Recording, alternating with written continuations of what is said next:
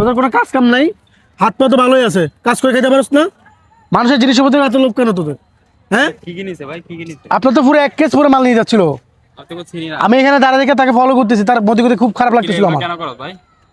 আমাদের ক্ষতি করে লাভ আছে, আমরা একটু ক্লান্ত ছিলাম, ঘুমাইছিলাম, এখানে নিরিবিলি ঘুমাইছিলাম। তো আপনারও তো ভাই যেভাবে ঘুমাইছেন মনে করেন যে ওরা যেভাবে পাচ্ছে এভাবে নিয়ে যাবে। এটা তো ঠিক করছ না। এই ওরা কোম্পানি চাকরি করে কয় টাকা পায়? ওদেরকে ওদের নিজস্ব জিনিস। তোরা যদি একটা নিয়ে যাস, আমরা সারাদিন কয় টাকা কামাবো? তুই যদি নিয়ে যাস এখান থেকে, ওর ওর ওর স্যালারি থেকে টাকা কাটবে। কি রে এই বেড়া, মানুষ কখনো হবি না? তোরা কি করবি টাকা পয়সা দিয়া? হ্যাঁ, নেশা করবি? এটাই তো করবি নাকি? কথা বলছ না কেন? নেশা করবি? নেশা করবি? তোদেরকে আসলে কোনো দিকে ছাড় দেওয়া উচিত না, কথা বলছো? তোরা যে এই কাজটা করলি, এই কাজটা করা কি তোর ঠিক হয়েছে? না ভাই, হ্যাঁ, না ভাই, আর কখনো করবি এগুলা? না ভাই, করবো না। একটা মানুষ ঘুমিয়ে আছে, তুই কেন এখান থেকে নিলি আমার বল? দেখছি আমি ঘুমাইছি, সুযোগে সদ্ব্যবহার করতেছে। কে? দেখছেন নিশ্চিত, মানে দেখছেন না তুই আমি ঘুমাইছি যে?